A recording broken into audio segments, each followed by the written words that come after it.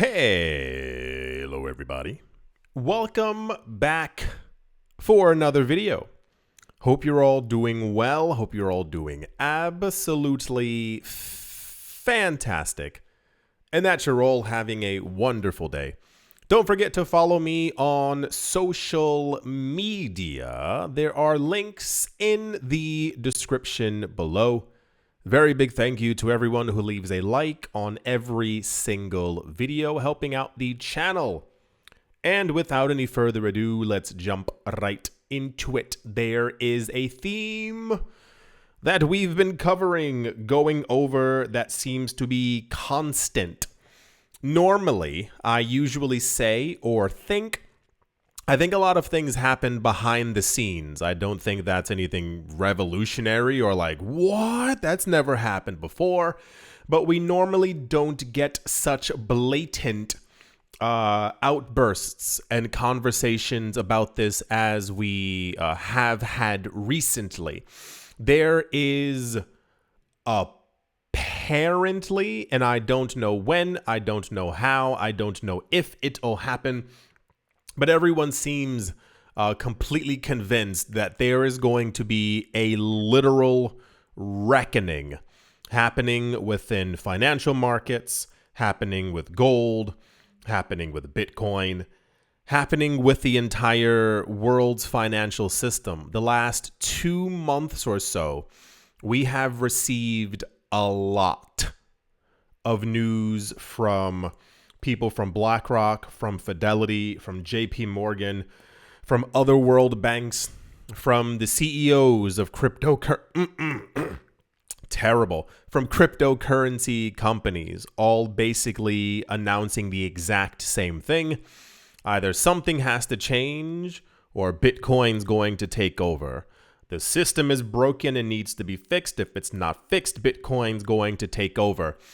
And that, of course, without a doubt, became one of the most popular things that could have ever been released in the news.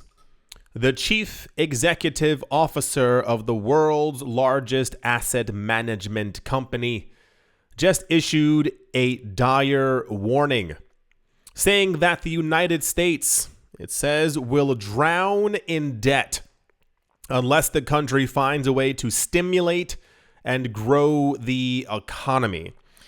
Yes, my friends. And I say it this way.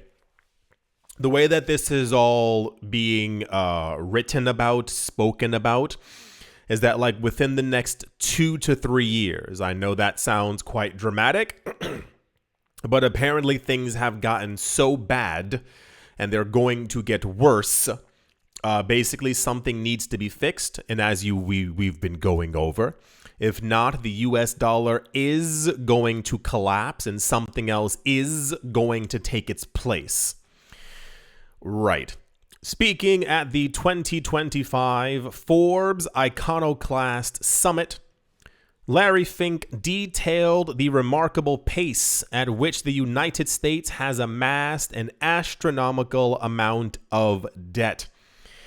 He said, and I quote, "After 223 years of being a nation in 2000, I literally have no idea what that means. I don't know if he means that America's been around for 223 years and also a nation in the year 2000. I literally can't conceptualize. He continued on saying, the national debt of the United States was $8 trillion. And in the last 25 years, both parties are guilty of this. That number's now at 36 trillion US dollars.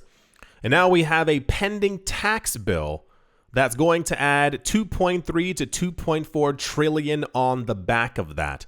If you watching this right now at any point missed any of the, and I want to say within the last month, and this is why I think it was after we received word that the what is called the Big and Beautiful bill, which also just really just gives a huge amount of tax cuts to like people making over 900,000, and those at the lower tax brackets basically taking on that weight. and their taxes skyrocketing. A lot of CEOs have said this was within the next 10-year time frame. They're expecting the US national debt just from that bill alone to rise from 36 trillion to 50 trillion. And that's not any other debt that might be accrued in the exact same time. It's that one bill being activated that's basically going to completely open the dirty floodgates. I don't know what else it could be described as. He said if we don't find a way to grow 3% a year, real growth, we're going to hit a wall. If you believe that we're going to be the leader in AI, we're going to have, it's estimated, a shortage of 500,000 electricians in this country. There's so much to unpack here. It's actually insane as I'm going through it. Like, it's actually, so for those of you who don't, and I'll try and say this swiftly so that we can move on, but it also has to do with the economy and money and all those other types of things. Apparently, there's almost, it would take every single person crossing their fingers and wishing as hard as possible for this to basically actually come true. Real growth as we know it right now across the United States is kind of existently non-existent. A lot of the growth is basically coming from newly accrued debt that is basically pumping money into the system, and it's forcing it to look like companies are doing better than they actually are, when these companies are also taking on huge, massive amounts of debt that they probably or might not be able to actually pay off at any point in the future. Like a lot of like really strong, big companies, their valuations are dropping because they're also not really experiencing any type of real growth. They're getting, these like payment methods, buy now, pay later. And but a lot of people are also defaulting on those because these people can't even pay their normal bills. So that's also something. And as far as like industries moving back to the United States or anything like that, the problem there is everyone's kind of gotten used to the prospect of someone else across the other side of the world making a t-shirt for 7 cents or some shoes for 15 cents. And then they get sent over to the US and people then pay, $29.99 for the shirt and $150 for the shoes. If those things were actually made within the United States, buckle up, you would have to give people not 7 cents, you'd have to give them $15 an hour. That would then in turn make that t-shirt a lot more expensive. The same exact thing with the shoes. And then on top of that, listen.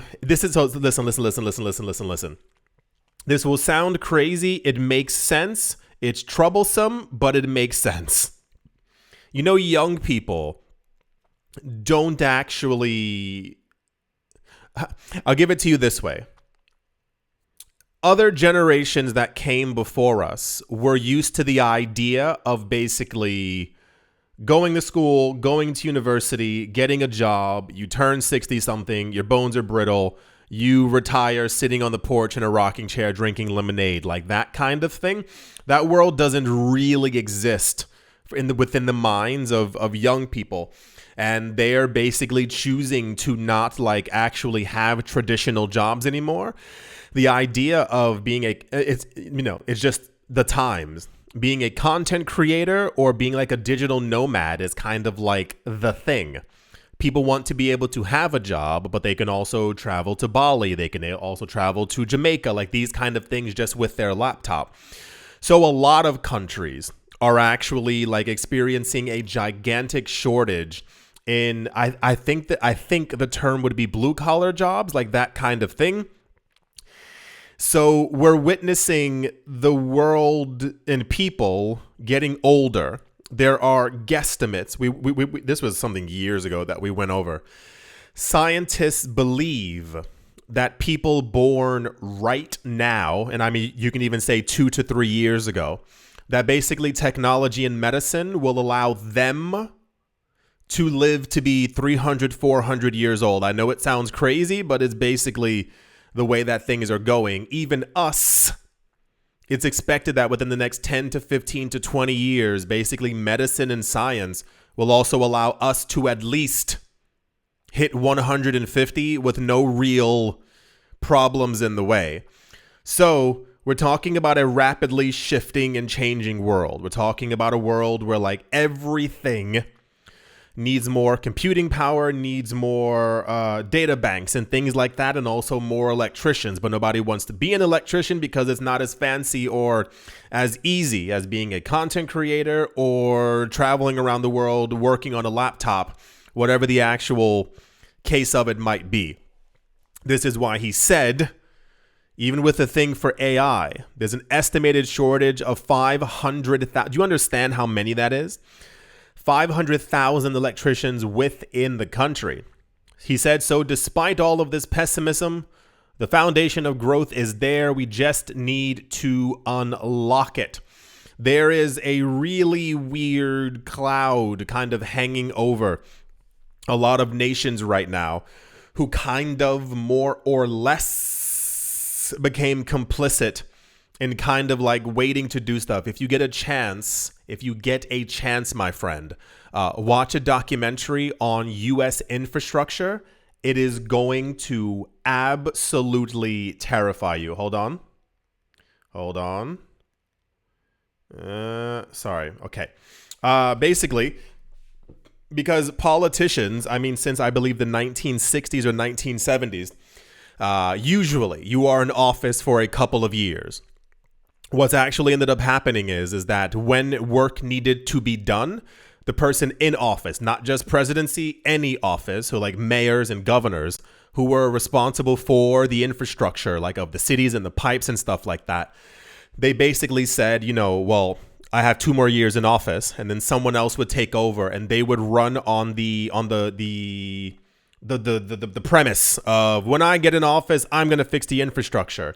And then they would do nothing, and then the next person, but it's been knocked on for about 60 or so years, and now it's at the point where to fix the entire infrastructure for the roads, buildings, ground, pipes, you name it, would be also trillions of dollars that no one is also willing to put forth because the national debt is also so high that nothing else can also be paid off. No, like it's really it's an interesting time to be around because I wonder how all of this is going to actually be worked out. But the name of the conversation currently is debt. It is like a never-ending circle that we keep having over and over in cryptocurrency news. A lot of while it may be doomy and gloomy, a lot of larger names within the space believe that this will additionally be an extra catalyst that's basically going to cause more people to get into Bitcoin. One of the ideas has been that since February, basically a lot of the new companies, all 20 plus who've gotten into the space have basically been here because of like the alarm bells ringing over debt levels. And therefore, other companies will follow suit, so saith the analysts. And as Bitcoin's price goes higher, more people get into it. You know the loop. This is like everywhere. No matter where you look in the news, it's something about U.S. debt and how there's like a couple of years left before it basically hits the wall, hits the fan, wall fan. Yeah, that's the Larry Fink, CEO of BlackRock, talking about U.S. national debt once again. And yeah, let's move on. Also in news that I think we were supposed to care about, we're getting a lot of these.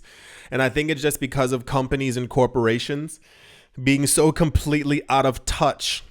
It's kind of like if you weren't here, years ago, almost a decade at this point, a lot of governments used to do surveys and they believed or told themselves that the reason why people were buying crypto, and around this point, the main conversation mainly revolved around Bitcoin.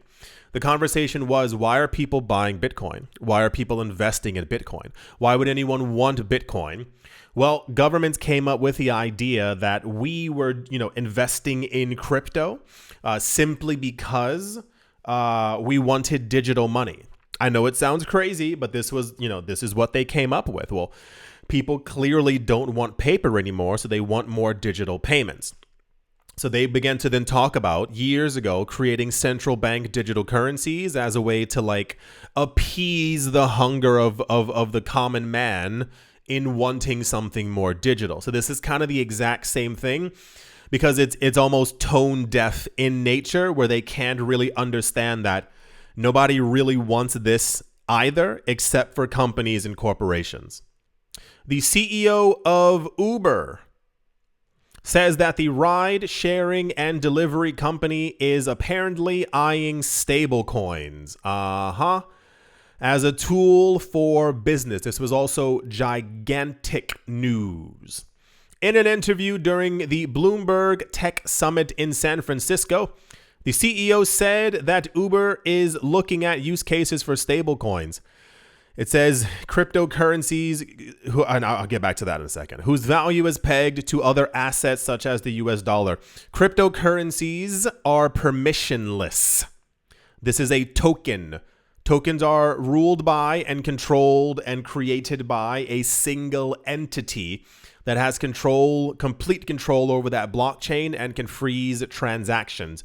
Cryptocurrencies are Bitcoin and the like that are permissionless. Anyone on the planet can use them at any time of day, and they don't have to ask a company for it. Uber announced that they're basically looking at stablecoins. They frame it as many companies do, they're framing it as we're looking at to see if there's enough interest and how we can make the lives of people who use our app a lot easier. That's nonsense. Uber is either A, trying to make their own stablecoin because they think that they can replicate what Tether has done. The problem is that no one, except for people trading cryptocurrencies and banks who are trying to send money around the world, are interested in stablecoins. No one else. No normal person, similar to the Visa thing, no normal person is going to put their money onto the Uber app and then transfer it into a stablecoin and then begin to use that stablecoin, because when you want to cash it out, you have to swap it back into fiat currencies and you have to... No one is looking to do this except for them.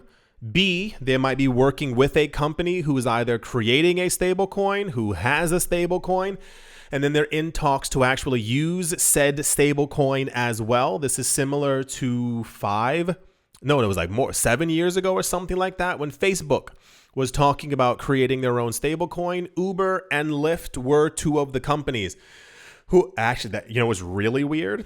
Uber and Lyft were two of the companies who were actually on the roster to use Facebook coin.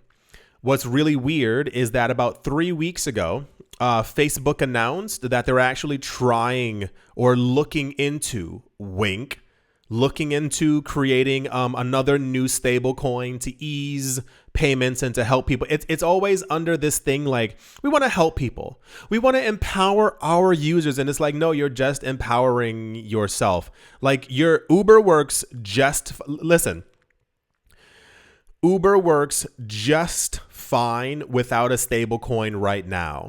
What would be the point of creating something that would allow the company to actually have another method of being able to transact in money, except for making money for themselves? It's Uber. This isn't like some, brand new company who's like, like we are crypto native. Nope.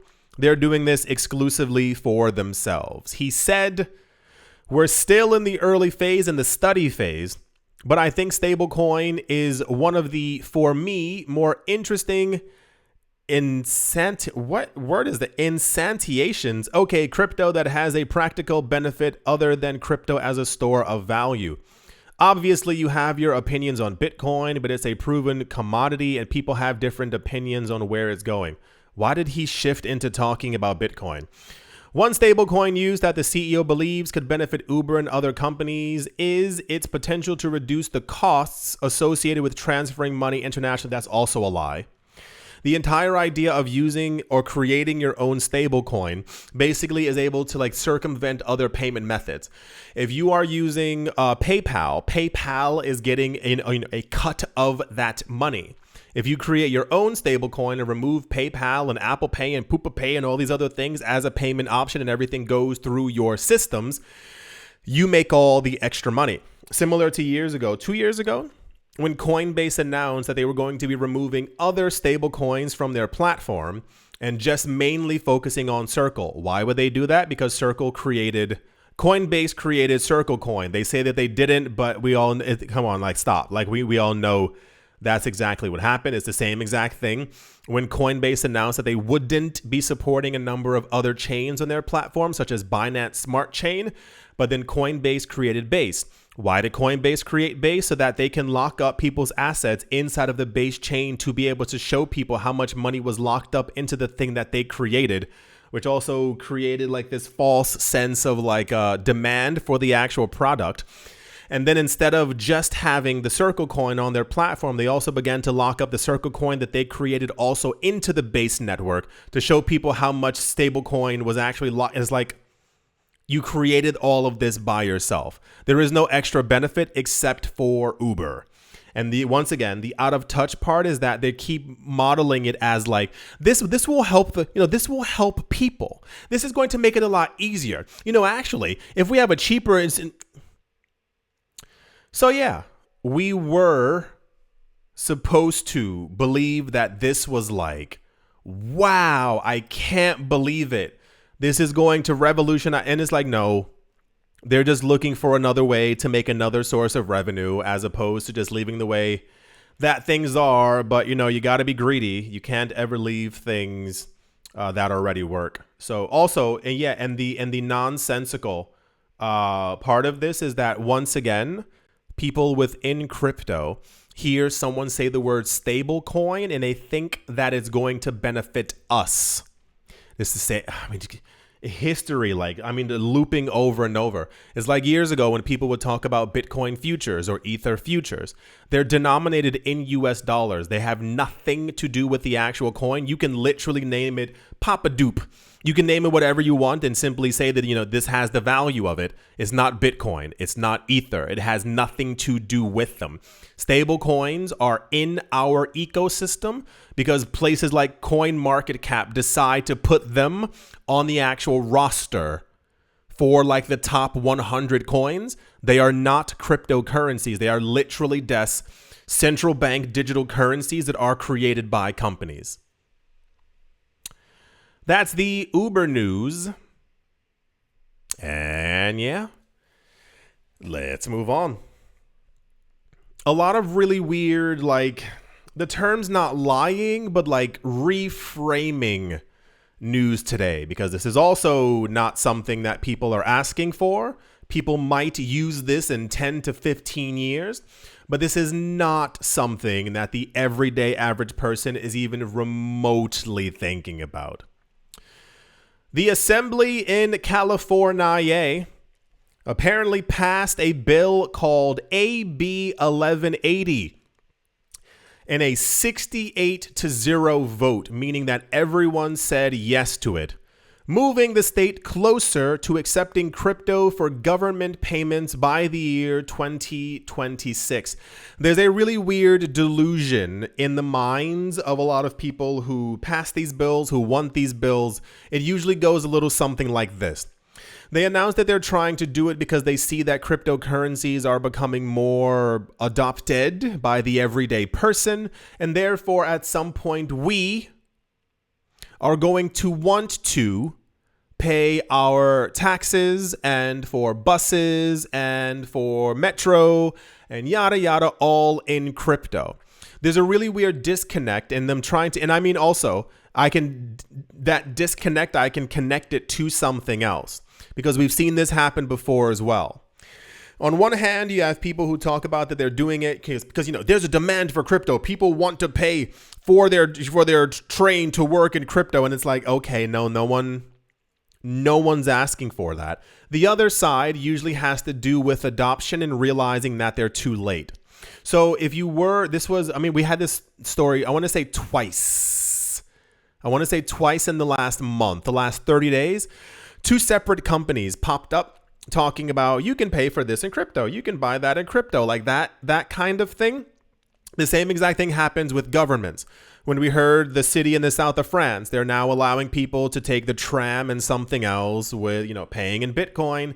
There was another government who said, people can now pay for their taxes in Bitcoin. No one wants that except for the government. If you as a government, a state, a province, realize that you should have purchased crypto years ago, but you did it and shooed it to the side, you realize that you're kind of, missing out. So this is, especially when you hear MicroStrategy is purchasing billions of dollars worth of Bitcoin and you see other states passing Bitcoin reserves, what you would normally then do is announce that your state, to make it easier and more convenient for all of your citizens, will now be allowing you to pay the government in crypto. What this basically does is give that crypto that you would be paying to the government so that they can amass their own reserve. It's literally just a way of swapping. What would be the point in you selling your XRP or your Bitcoin or anything else and swapping it, or basically giving it to the government to pay for something that you could already pay for in cash? It's because they want it and they want more of it. It's just, they think it's clever, but it's also like no one's asking for this. And it's usually disguised as, well, soon, eventually in 50 years, you'll be able to also pay for a mocha frappuccino with it. And it's like, no one's planning on selling their crypto or relinquishing it except for people who don't understand how to build generational wealth. But it says with a pilot program and tracking mandate, the bill could make California a leader in U.S. crypto adoption and regulatory innovation. No, stop. You don't have to lie. It wouldn't make them. No. Crypto adoption is not going to massively increase. You are not going to see 1.8 million people around California go, wait, I can pay my taxes?